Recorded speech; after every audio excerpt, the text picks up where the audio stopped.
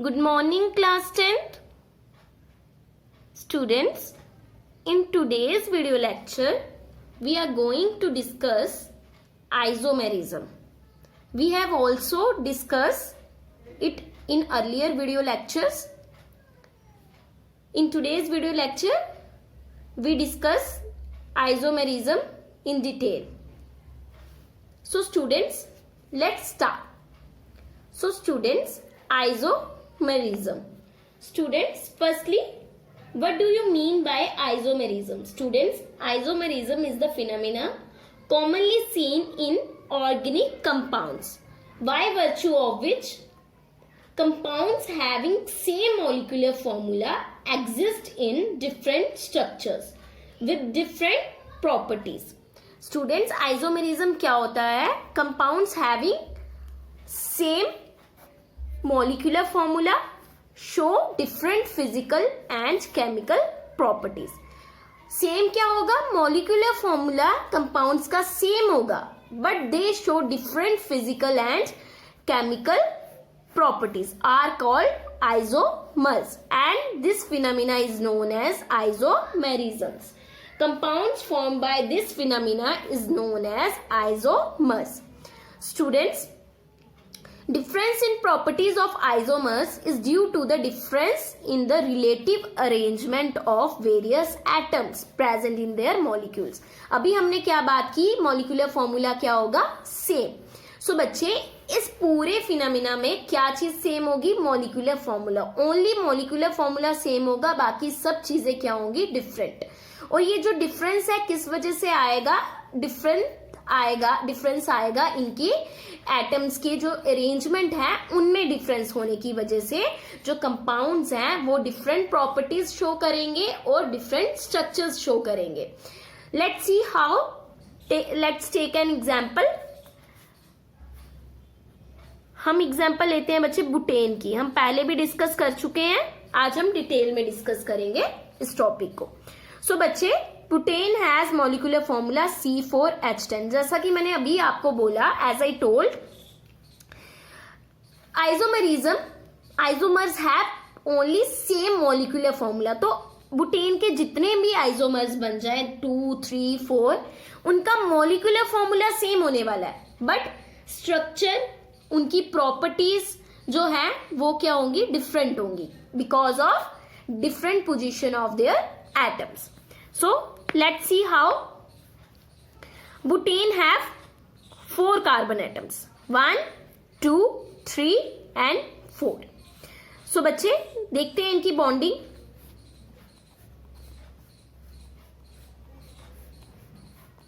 Carbon atoms तो मैंने show कर दिए, हाइड्रोजन शो कर देती हूं.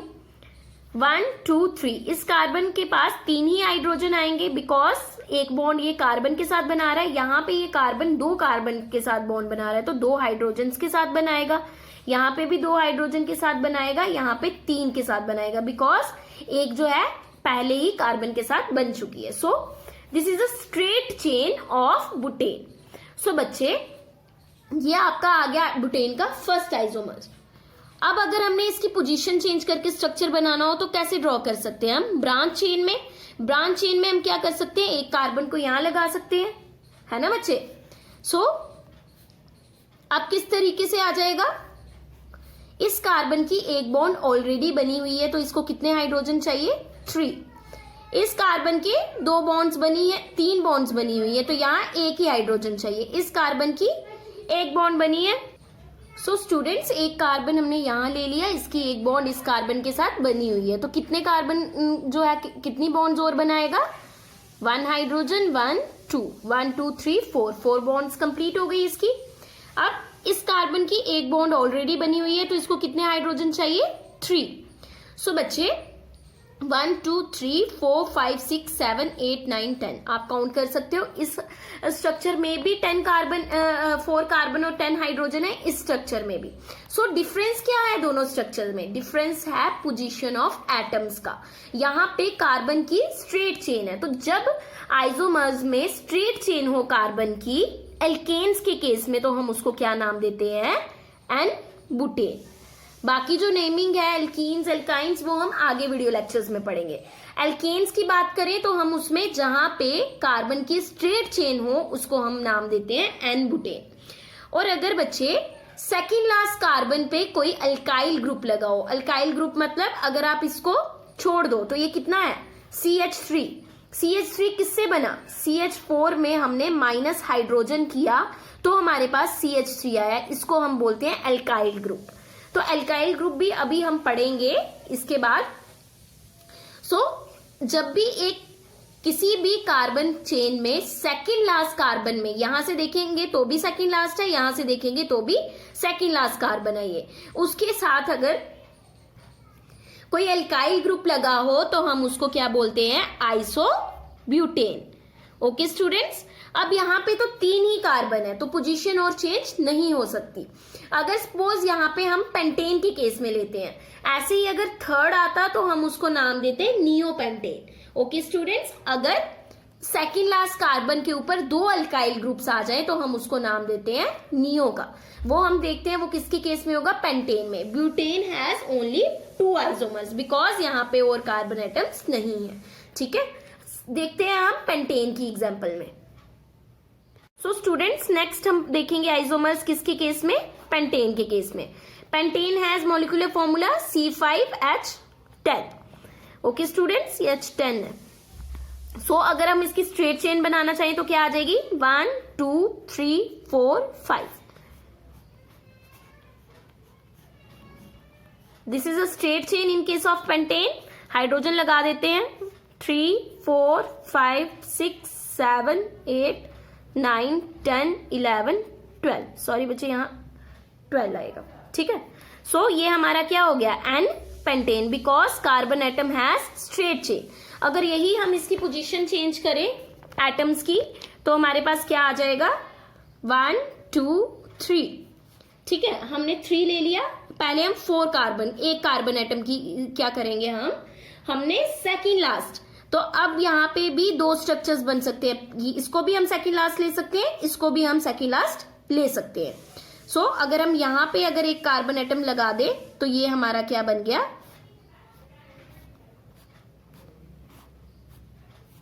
इस केस में हमारा सेकेंड लास्ट कार्बन एटम के ऊपर क्या है एक अल्काइल ग्रुप, तो ये क्या बन जाएगा आपका isopentane.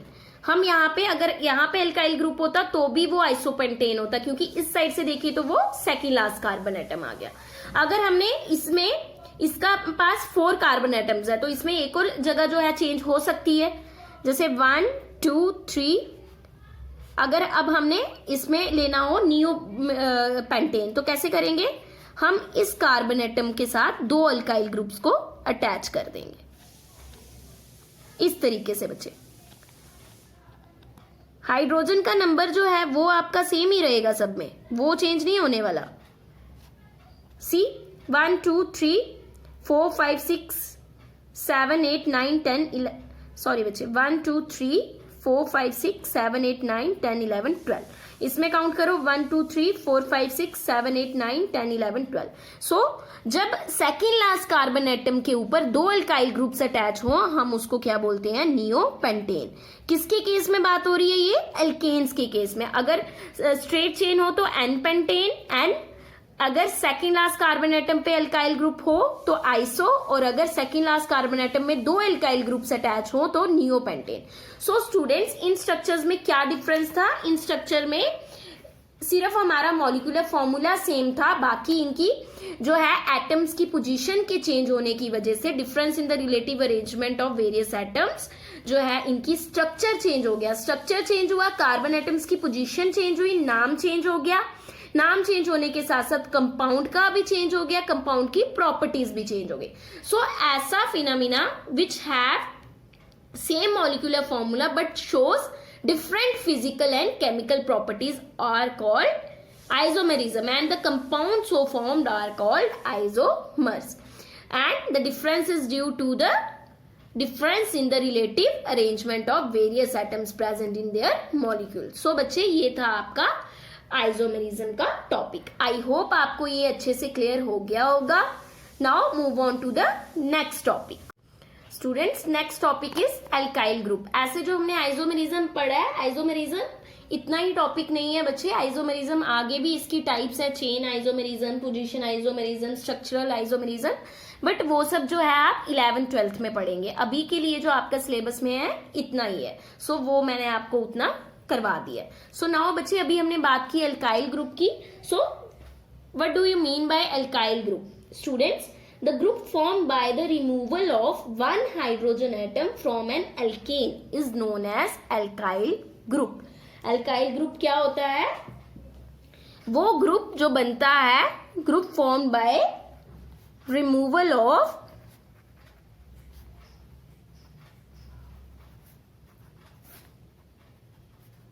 one hydrogen atom from an alkane। बच्चे ये मेन चीज है, ये याद रखना, फ्रॉम एन एल्केन। एल्केन के ग्रुप में से जब हम कोई भी एक हाइड्रोजन एटम को रिमूव करके जो हम ग्रुप बनाते हैं, उस ग्रुप को हम बोलते हैं alkyl group. Group form by the, okay students, and the general formula for alkyl group is, इसका जनरल फॉर्मूला क्या होगा?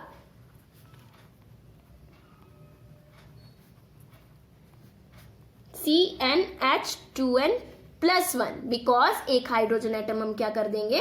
रिमूव कर देंगे, and denoted by the letter R। बच्चे ये बहुत इंपॉर्टेंट है, ये याद रखना, एल्काइल ग्रुप को डिनोट करते हैं हम बाय लेटर R। देखते हैं इसकी एग्जांपल। फर्स्ट ऑफ ऑल, जैसे हमारा फर्स्ट कंपाउंड क्या है? मीथेन। सो बच्चे अभी मैंने बात की थी मीथेन का स्ट्रक्चर क्या होता है? CH4। इसमें से हम अगर एक H माइनस करेंगे तो हमारा क्या बन जाएगा? CH3।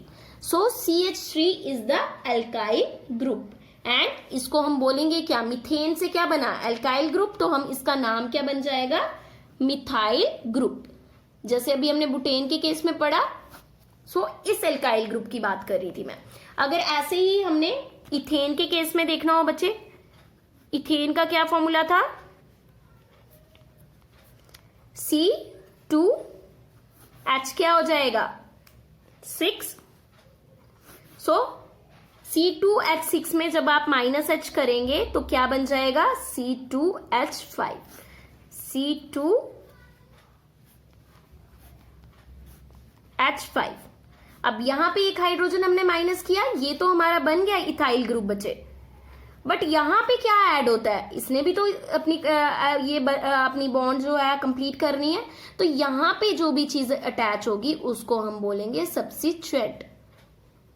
यहाँ पे कोई फंक्शनल ग्रुप भी अटैच हो सकता है, कोई एटम भी अटैच हो सकता है, तो उससे जो है हमारा कंपाउंड कंप्लीट होगा। जब एक हाइड्रोजन माइनस हुआ उसको हम क्या बोलेंगे? Alkyl group.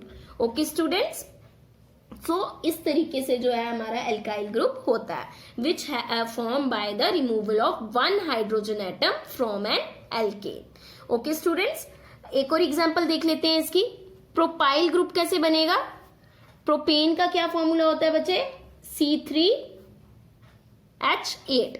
तो हमारा प्रोपाइल ग्रुप कैसे बनेगा? -H करेंगे तो C3H7। 1 2 3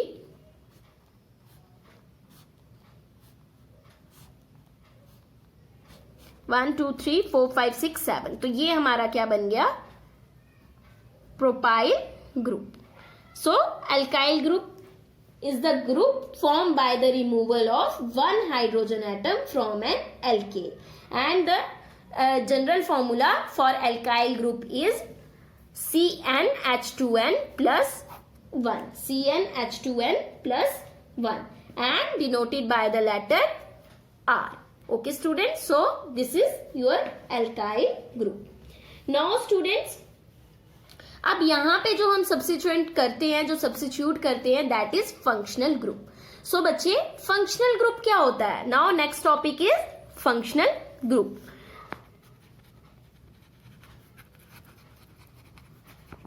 functional group. सो बच्चे अब ये फंक्शनल ग्रुप क्या है?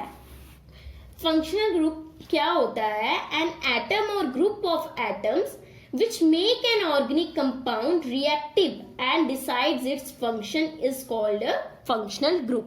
For example, बच्चे जैसे ये अल्काइल ग्रुप है, प्रोपाइल ग्रुप, सपोज यहाँ पे मैंने कोई भी फंक्शनल ग्रुप लगाया या कोई भी सब्स्टिट्यूएंट लगाया, वो सब्स्टिट्यूएंट क्या करेगा, इस पूरे कंपाउंड की प्रॉपर्टी डिसाइड करेगा, इस पूरे कंपाउंड का फंक्शन डिसाइड करेगा। सो उस सब्स्टिट्यूएंट एटम को हम क्या बोलेंगे, functional group. Students, we all know that carbon displays a great property to form a large variety of carbon and hydrogen compounds. हम पढ़ भी क्या रहे हैं, carbon and hydrogen compounds. But students, carbon can also form bonds with other elements in a hydrocarbon chain. Hydrogen के अलावा भी जो है वो दूसरे कार्बन एटम्स के साथ भी, दूसरे एटम्स के साथ भी चेन फॉर्म करता है। व्हेन वन और more hydrogen replace by an element like, यहाँ पे अगर हम ऑक्सीजन, हेलोजन, सल्फर, नाइट्रोजन कुछ भी करेंगे तो वैलेंसी ऑफ कार्बन जो है सेटिस्फाई करने के लिए हम कोई भी एलिमेंट यहाँ पे यूज कर सकते हैं। देयरफॉर इसी वजह से हम कार्बन को क्या बोलते हैं, friendly element. So students, carbon is said to be very friendly element because वो सबके साथ क्या है, फ्रेंडली है। When an atom or group of atoms form a bond with the carbon atom in the chain or ring of carbon organic compound while showing some characteristic properties of their own, they are termed as functional group. Because functional group जब किसी भी compound के साथ attach होते हैं, they decides their functions. So students, functional group क्या होगे, जो किसी भी ग्रुप के साथ अटैच होके सब्स्टिट्यूट होके उसके फंक्शन को डिसाइड करते हैं। So students, that means the property of whole organic molecule is then due to its functional group. जो प्रॉपर्टी पूरे ऑर्गेनिक मॉलिक्यूल की हो गई वो किसकी वजह से हो गई, फंक्शनल ग्रुप की वजह से। एंड स्टूडेंट्स, इन कंपाउंड्स में द एलिमेंट रिप्लेसिंग हाइड्रोजन, यहाँ पे कोई भी सपोज ये ऑक्सीजन मान लो आप, तो ये एटम जो भी हाइड्रोजन को रिप्लेस करेगा इसको हम क्या बोलेंगे, हिटेरो एटम। हिट्रो एटम, ठीक है, हिटेरो एटम भी बोल सकते हो, हिट्रो एटम भी बोल सकते हो, जैसे भी आप प्रोनाउंस करना चाहो, ठीक है।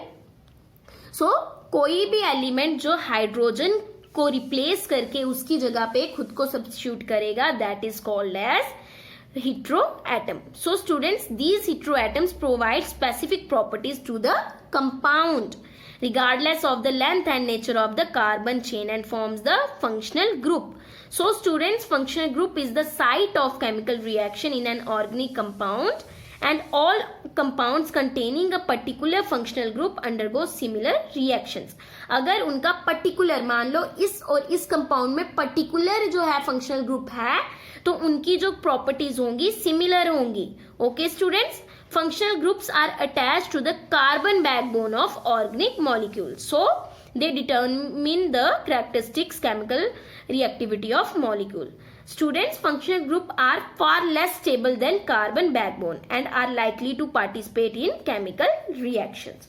Okay students, so students, आज हमने क्या पढ़ा, what we did today, we did alkyl group, isomerism, isomers and introduction about functional groups. So students, in the next video lecture we will discuss functional group in detail. Okay students, till then आप जो है इन structures की practice करें, alkyl group की, isomerism की practice करें. Okay students, thank you, have a nice day.